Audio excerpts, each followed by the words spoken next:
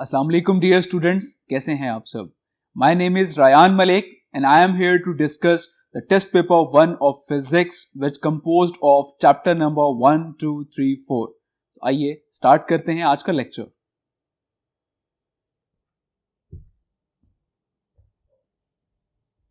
Grade 9 Physics Test Paper 1 which composed of chapter number 1, 2, 3, 4, and as you know that your paper consists of two types, objective type and subjective type, and in objective type you have total 12 MCQ and you have to solve it in 15 minutes. So the first MCQ, System International Unit of Pressure is, options are A Pascal, B Kelvin, C Ampere and D Meter. So pressure का unit होता है pascal और pascal equal होता है Newton पर metre square के। As we discussed that the unit of pressure is Pascal and which is equals to Newton per meter square. Clear? Second MCQ, 1 tera is equal to, options are A 10 raised to the power 15, B 10 raised to the power 13, C 10 raised to the power 18 and D 10 raised to the power 12. So 1 tera जो है इसकी value होती है 10 raised to the power 12. Clear? So option D is correct. The third MCQ, the numbers of significant figures is 1.0406 are, options are A 4, B 3, C 2 and D 5. So if we look at the number 1.0406, the MCQ number 3, this is the first one, 1.0406. So as we discussed in our lecture कि जितने भी जो non zero numbers होते हैं वो सब के सब सिग्निफिकेंट होते हैं। सो अब जैसे कि ये नॉन जीरो डिजिट है, ये भी नॉन जीरो है और ये भी नॉन जीरो है, तो ये सिग्निफिकेंट नंबर्स हैं। सिमिलरली वो जीरो जो इन नॉन जीरो डिजिट्स के दरमियान में आ जाते हैं, ये जीरो भी सिग्निफिकेंट फिगर्स कहलाते हैं। Clear? So count it as 1, 2, 3, 4, 5। So इस नंबर में जो सिग्निफिकेंट फिगर्स हैं they are total 5. So option D is correct. The fourth MCQ, the to and fro motion of a body about a mean position is known as, options are A translatory motion, B vibratory motion, C rotatory motion, D random motion. So अब कोई भी जो to and fro motion होता है उसे हम कहते हैं vibratory motion. So option B is correct. The fifth MCQ, which of the following causes day and night on the earth? Options are A circular motion of earth, B vibratory motion of earth, C rotatory motion of earth and D motion of sun. So अब किस वजह से अर्थ पर जो है वो दिन और रात जो है वो अकर होते हैं? So that is basically the motion of the earth. अब अर्थ का मोशन किस तरह का होता है? That is the rotatory motion. So option C is correct, rotatory motion of earth. Clear? The sixth MCQ, the rate of velocity with respect to time is known as, options are A acceleration, B speed, C velocity and D distance. So rate of velocity, that mean कि velocity को for the time से divide किया गया है, so is known as acceleration. So option A is correct, acceleration. The seventh MCQ, the cart and the road is an example of which law of motion?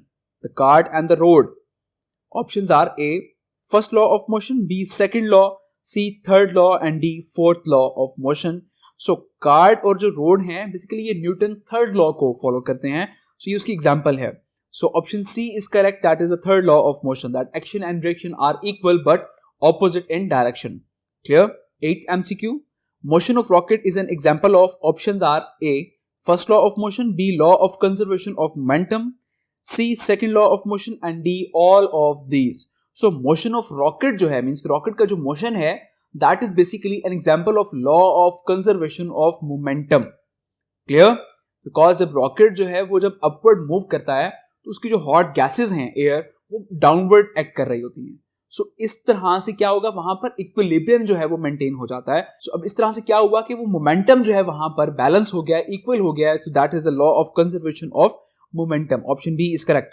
The 9th MCQ, when an object is in motion then the force of friction is known as, options are A static friction, B limiting friction, C kinetic friction and D dynamic friction. So अब जब कोई भी object motion में होता है, हरकत में होता है, तो उसमें हमेशा काइनेटिक एनर्जी होती है. So अब ऐसे ऑब्जेक्ट की वो जो फोर्स ऑफ फ्रिक्शन होगी उसको हम कहेंगे kinetic friction. Clear? So option C is correct. The 10th MCQ, the agency which produces the rotational motion in the body is known as, options are A torque, B force applied, C both A and B, and D none of these. So वो agency जो कि एक body में rotational motion produce करती है उसे हम कहते हैं torque. So option A is correct, torque. Clear? Because torque जो है वो किसी भी ऑब्जेक्ट में टर्निंग इफेक्ट प्रोड्यूस करता है. That means the rotational motion. So option A is correct. The 11th MCQ, second condition of equilibrium is that total acting dash are zero. So options are A forces, B torques, C both, and D none of these. So second condition of equilibrium, that is the total acting torque is zero. Okay, so torque जो है वो सारा का सारा zero होना चाहिए. So option B is correct, torque. The 12th MCQ, a couple is formed by dash unlike parallel forces acting not in the same line. Options are A3, B2, C5 and D none of these. So couple जो है वो form होता है जब to unlike parallel forces जो हैं वो किसी भी सेम लाइन में एक्ट ना कर रही हों. Clear? So two unlike forces. The 12th MCQ, like एक फोर्स जो है वो इस लाइन में अपवर्ड एक्ट कर रही है और एक फोर्स इस लाइन में डाउनवर्ड एक्ट कर रही है. सो ये दोनों अनलाइक फोर्सेस हैं और ये एक सेम लाइन में भी नहीं है, तो इसे हम कहते हैं ये अनलाइक पैरेलल फोर्सेस हैं और इसकी वजह से कपल प्रोड्यूस हो जाता है. Clear? So option B is correct too. Clear? So I hope ये मल्टीपल चॉइस क्वेश्चन आपको क्लियर हो गए होंगे. So now move to the subjective type paper which consist of two parts, part 1 and part 2, and in part 1 there are further 3 subdivisions of the short questions, and in each question, like question number 2, you have total 8 short questions and you have to attempt the best 5 out of these 8. So first of all you have to choose the best 5 short questions जो कि आपको बहुत अच्छे से याद हों. Question number 2, the first part, define zero error. So आपने just zero error को define करना है. As I discussed earlier in the previous papers, that the presentation matters a lot in your paper. So अब अपने short questions को present किस तरह से करना है कि आपने रोमन में या नंबर्स में आप पहले मार्कर से लिखेंगे सेंटर में 1 एंड देन हम सेंटर में ही मेन हेडिंग देंगे. जैसा कि यहां पर है जीरो एरर, तो हम जीरो एरर की मेन हेडिंग बना सकते हैं. देन हम लेफ्ट अलाइन पर नेक्स्ट लाइन में सब हेडिंग देंगे डेफिनेशन. क्लियर? और फिर फर्दर आपने उसको डिफाइन करना है कि जीरो एरर क्या होता है. If the zeros of the main and the vernier scale are not exactly in front of each other, then there is an error in the instrument called zero error. Means कि vernier scale का zero और main scale का zero अगर आपस में कंसाइड नहीं करता, that means कि उस इंस्ट्रूमेंट में एरर है और उस एरर को हम कहते हैं zero error. Knowing the zero error, necessary corrections can be made to find the correct measurement. Such corrections is called zero correction, and there are 2 types of zero errors, that is the positive zero error and negative zero error. Clear? The second part, how can we find the least count of a vernier caliper? कि vernier caliper का least count हम किस तरह से find out कर सकते हैं? So by using the formula, अब वो formula क्या है तो आपने यहाँ पे mention करना है. So presentation का ख्याल रखते हुए formula को भी अगर आप marker से लिखते हैं, so that make your paper more attractive. Okay? The formula is least count of vernier caliper is equals to smallest division on main scale over total number of divisions on vernier scale, and that is 1 millimeter divided by 10, that is equal to 0.1 millimeter, and which is also equals to 0.01 centimeter. Clear? The third part, what role system international units have played in the development of science?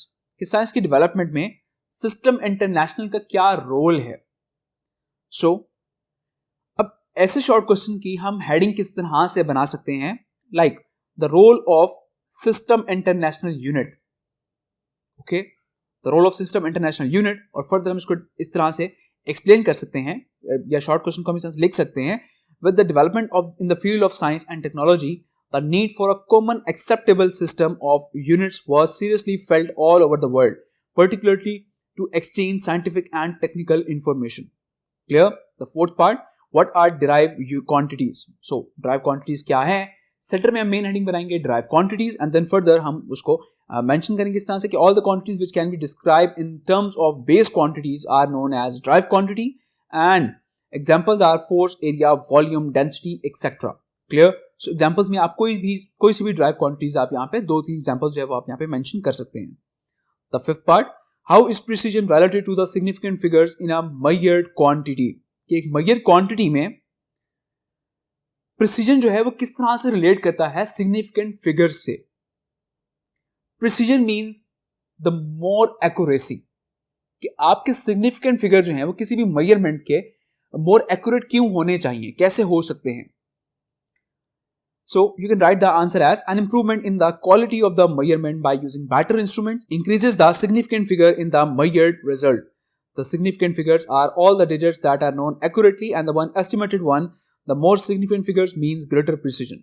That means कि आप जितना अच्छा measuring instrument इस्तेमाल करेंगे, that means कि वो जो आपको result देगा वो भी आपको ज़्यादा significant figures का result देगा. Clear?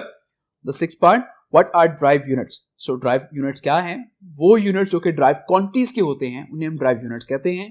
So इस आंसर को हम किस तरह से मेंशन कर सकते हैं? The units used to measure drive quantities which are derived from base units are called drive units. For example, unit of speed is meter per second square, unit of force is Newton, and unit of volume is meter cube, and unit of charge is coulomb. So इस तरह से आप कोई सी भी 3 examples यहाँ पर mention कर सकते हैं. The seventh one, differentiate between circular motion and rotatory motion. अब जैसा कि यहाँ पर circular और rotatory motion में उसने differentiate आपसे करने को कहा है, तो ऐसे क्वेश्चन को प्रेजेंट करने के लिए for to make more attraction आप टेबल की फॉर्म में भी प्रेजेंट कर सकते हैं. लाइक टेबल में आप 2 कॉलम्स बना दें और फर्स्ट कॉलम में आप सर्कुलर मोशन को डिफाइन कर दें और सेकंड कॉलम में आप रोटेटरी मोशन को डिफाइन कर दें. क्लियर? सो यहां पर आपने जस्ट ये 2 डेफिनेशन मेंशन करनी है. And the 8th part, differentiate between kinematics and dynamics. Again differentiate आ गया है तो अगेन इसको भी हम टेबल फॉर्म में रिप्रेजेंट कर सकते हैं. Kinematics is the study of motion without the reference of force and mass, and dynamics deals with the forces and their action on the motion of bodies. Clear? So I hope your part 2 आपको clear हो गया होगा. So now move to part 3. Attempt any 5 parts from the following. Again, you have to choose the best 5 short questions out of 8. And the first part, what is meant by uniform acceleration? So uniform acceleration क्या होता है? Means कि वो acceleration जो कि change ना हो, constant रहे. Clear? So you can write the answer as, if a body has equal changes in velocity in equal interval of time, however small the intervals may be, then the acceleration of the body is said to be uniform. Clear? The second part, what do you know about gravitational acceleration? If we neglect air resistance, then all the bodies, either large, lighter or heavier, will fall down with uniform acceleration. This uniform acceleration of freely falling bodies is known as gravitational acceleration, and it is represented by g, and its value is 9.8 meter per second square, but for simplicity we used the value of g as 10 meter per second square. Clear? So that what all we know about the gravitational acceleration. The third part, a body moving with uniform velocity, but what will be its acceleration? एक body जो है वो uniform velocity से move कर रही है तो उसका acceleration क्या होगा? So you can write the heading of this question as, so a body is moving with uniform velocity, then its acceleration will be 0, because velocity में कोई change नहीं हो रहा, वो uniform है, तो obviously वहां पर acceleration 0 होगा, because acceleration is defined as the rate of change of velocity, and when the body is moving with uniform velocity, the change in velocity will be 0, and therefore the acceleration will be 0. Clear? The fourth part, how you will define the uniform speed? कि आप uniform speed को किस तरह से define कर सकते हैं. Again आप सेंटर में मेन हेडिंग देंगे uniform speed, and you can write the answer as, speed is the average speed of a body because the speed of the body may be changing during the time interval t. If the speed does not vary and has the same value, then it is taken as uniform speed, and it is defined as if a body covers equal distances in equal interval of time, however small the interval may be, the speed of the body is said to be uniform. Clear? So it is enough that you can just write the definition of the uniform speed. Clear?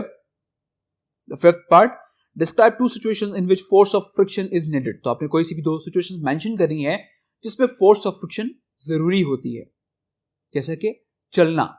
Clear? हम चलते हैं तो अगर force of friction नहीं होगी तो हम चल नहीं सकते. Similarly, to write on the paper, आप पेपर पर लिखते हैं तो लिखने के लिए भी force of friction required होती है. अगर force of friction नहीं होगी तो आप लिख नहीं सकते. क्लियर? सो कोई सी भी 2 आपने यहां पर सिचुएशन जो है वो आपने मेंशन करनी है. The 6th part, describe ways to reduce friction. तो आपने कोई से भी वेज यहां पर मेंशन करने हैं जिससे आप फ्रिक्शन को रिड्यूस कर सकते हैं, कम कर सकते हैं. क्लियर? सो कोई से भी आप यहां पर वेज मेंशन कर सकते हैं. The friction can be reduce by making the sliding friction smooth. So अगर कोई स्लाइडिंग सरफेस है तो हम उसको जितना स्मूथ बनाएंगे आपके वहां पर फ्रिक्शन उतनी ज्यादा कम हो जाती है. Clear? And the second part, making the fast moving in the streamlined shape such as cars, airplanes, etc. This cause the smooth flow of air and thus minimize air resistance at high speed. आपने observe किया होगा कि जो racing cars होती हैं वो काफी उनकी शेप स्ट्रीमलाइन होती है. क्लियर? क्यों होती है? Just to lower the friction. Clear? Seventh part, what is the relationship of momentum and the force applied on the body. कि मोमेंटम का फोर्स के साथ क्या रिलेशनशिप है. सो you can write the answer as the rate of change of momentum of a body is equal to the applied force on it, and the direction of the change in momentum is in the direction of the force. And it is much better to write the formula with this answer, that F is equals to Pf minus Pi divided by T. Clear? And the eighth part, why Newton first law of motion is also called law of inertia. Okay, Newton first law of motion को law of inertia क्यों कहा जाता है. So अब यहाँ पर हम mention कर सकते हैं heading that law of inertia, and you can write the answer as, since the Newton first law of motion deals with the inertial property of matter, therefore Newton first law of motion is also known as law of inertia. Clear? Now part 4, attempt any 5 parts from the following. Again you have to choose the best 5 short questions out of 8, and the first part, define centripetal force. So आपने just centripetal force को define करना है.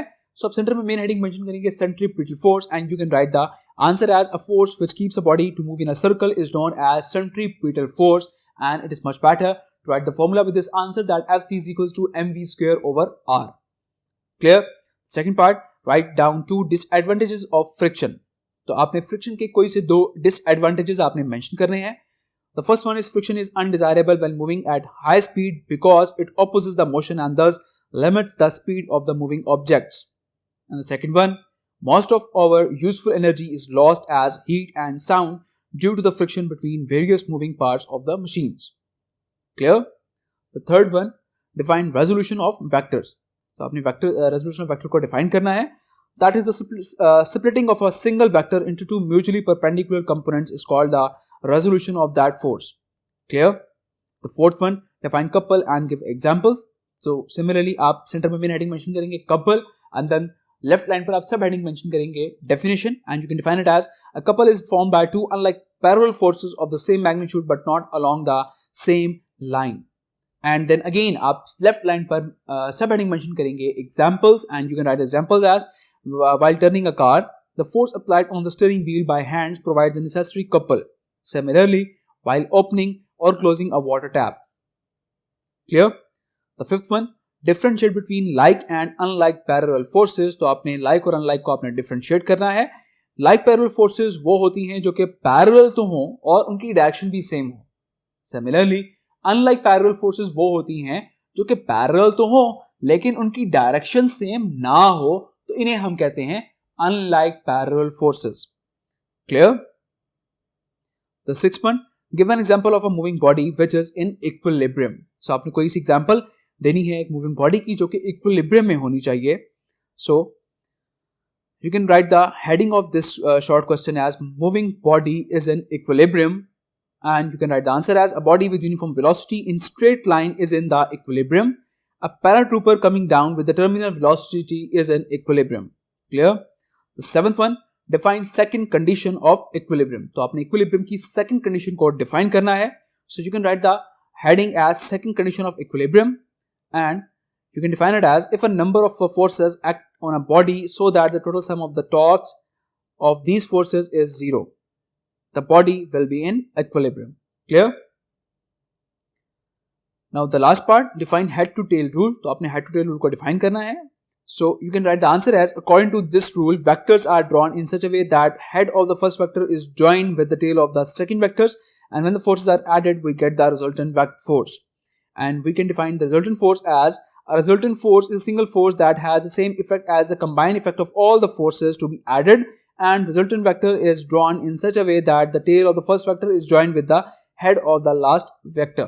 Clear? So I hope your part 1 up clear हो गया होगा. So now move to part 2. Part 2 is attempt any 2 questions out of 3. आपको 3 long questions given हैं और हर long questions के further 2 parts हैं, A और B. बट मेक श्योर आप जिस लॉन्ग क्वेश्चन का पार्ट ए अटेम्प्ट कर रहे हैं आपने पार्ट बी भी उसी लॉन्ग क्वेश्चन का अटेम्प्ट करना है. अगर आप पार्ट बी किसी और लॉन्ग क्वेश्चन का अटेम्प्ट करते हैं तो आपको उसके मार्क्स नहीं मिलेंगे। Clear? So question number 5 part A, derive the second equation of motion with the help of speed time graph.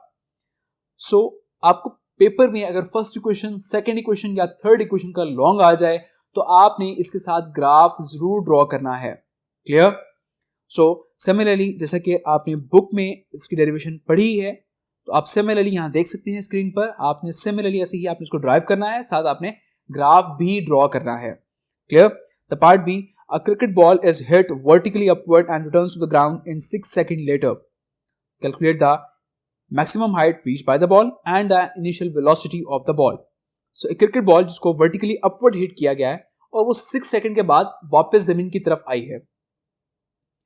सो आपने मैक्सिमम हाइट कैलकुलेट करनी है कि बॉल कितनी ऊंची गई है, कितनी हाइट तक वो गई है सिमिलरली, और उसके इनिशियल वेलोसिटी भी आपने कैलकुलेट करनी है। सो अब जब बॉल को हम अपवर्ड हिट करेंगे और वो जब नीचे आके फॉल कर जाएगी, दैट मीन्स के फॉल करने पर जो उसकी फाइनल वेलोसिटी होगी वो 0 हो जाएगी। और सिमिलरली अगर हम बात करें कि हमने इसको ऊपर हिट किया तो बॉल ऊपर एक मैक्सिमम हाइट पे भी जाके ball for a while stop होती है। दैट मीन्स कि वहां पर भी जो फाइनल वेलोसिटी होगी वो 0 हो जाएगी। So VF is 0 metre per second and the gravitational acceleration G which is -10 metre per second square. Why it is -10? Because minus shows the upward direction of the ball and total time जो लगा ball को वापस आने में which is 6 second. अब हमने calculate करना है मैक्सिमम हाइट h और initial velocity vi। So first of all हम कैलकुलेट करते हैं vi। सो vi कैलकुलेट करने के लिए हम यूज करेंगे first equation of motion which is VF is equals to VI plus GT, as we have studied that VF is equals to VI plus AT। लेकिन यहां पर क्योंकि ग्रेविटेशनल एक्सेलरेशन एक्ट कर रही है तो आप एक ही जगह आप यहां पर G मेंशन करेंगे which is gravitational acceleration. Clear? और इसमें फर्दर वैल्यूज पुट करेंगे। सो आप यहां पर सोच रहे होंगे कि यहां पर टाइम जो है वो हमने 3 सेकंड पुट किया है। वाई? बिकॉज बॉल को नीचे आने में टोटल टाइम लगा 6 सेकंड का। अब क्योंकि हमने कैलकुलेट करनी है मैक्सिमम हाइट, तो ऊपर जाने में आपका हाफ टाइम कंज्यूम होगा और दोबारा नीचे आने में हाफ टाइम कंज्यूम होगा। तो 6 को अगर हम हाफ करते हैं it becomes 3। That means height ऊपर जाने में जो मैक्सिमम टाइम लगा which is 3 second. Clear? Similarly इसमें वैल्यूज पुट करेंगे और VI का आंसर आ जाएगा 3 metre per second. Clear? So now by using second equation of motion which is S is equal to VIT plus 1/2 again GT square. So यहां पर आप values put करेंगे और आपका आंसर आ जाएगा 45 metre. Clear? Question number 6 part A, define friction and explain cause of friction and derive its mathematical formula. So आपने friction को फर्स्ट ऑफ ऑल डिफाइन करना है, देन आपने उसके कॉजेस मेंशन करने हैं और देन आपने उसका मैथमेटिकल फॉर्मूला भी ड्राइव करना है जो कि लिमिटिंग फ्रिक्शन का फॉर्मूला है, which is Fs is equals to mu r, और r जो है वो mg के इक्वल होता है। So Fs is equals to mu mg। Clear? Part B, a body has weight 20 newton, how much force is required to move it vertically upward with an acceleration of 2 metre per second. So अब weight यहां पर given है आपको body का 20 Newton, acceleration जो है that is 2 metre per second square and the normal direction r which is equals to w and that is equals to the 20 newton. So अब यहां पर फर्स्ट ऑफ ऑल बॉडी का weight जो है वो तो 20 न्यूटन हो गया। दैट मीन कि आपको फोर्स जो है वो 20 न्यूटन से ज्यादा रिक्वायर्ड है लिफ्ट करने के लिए। सो अब यहां पर हम उसका बॉडी का मास मेजर करते हैं bye using the formula w is equals to mg। सो इस फॉर्मूले में हम वैल्यूज पुट करेंगे और आपके पास मास आ जाएगा 2 kilogram and then by using the Newton second law of motion which is F is equals to ma। इसमें वैल्यूज पुट करते हैं तो फोर्स आ जाएगी 4 newton. Okay, so now the total force which is the force of the body, weight of the body which is 20 newton plus the force producing acceleration which is 4 newton and 20 newton plus 4 newton that becomes 24 newton. That is the force required to move the body upward which is 24 newton. Question number 7 part A, what is meant by the center of gravity of a body and explain an experiment to find the center of gravity of a plate of uniform thickness. So आपने first of all तो center of gravity को आपने define करना है। define करने के बाद आपने उसने यहाँ पे आपसे पूछा है कि आपने एक एक्सपेरिमेंट एक्सप्लेन करना है जिसमें आप centre of gravity find out करते हैं एक प्लेट ऑफ यूनिफॉर्म थिकनेस, जिसकी एक प्लेट हो उसकी यूनिफॉर्म थिकनेस हो। That means the symmetrical objects.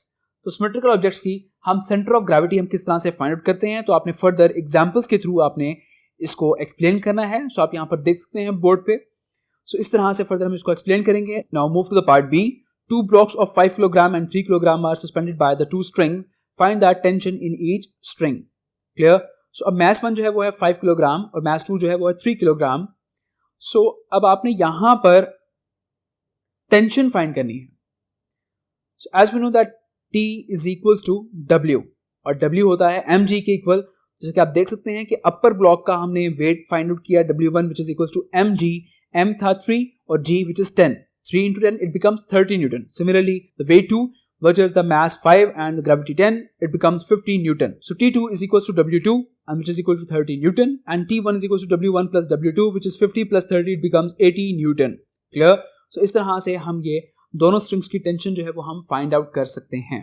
Clear? So I hope कि पेपर आपको बहुत अच्छे से क्लियर हो गया होगा. तो अपना बहुत सारा ख्याल रखिएगा and best of luck for your final exams. Take care. अल्लाह हाफिज.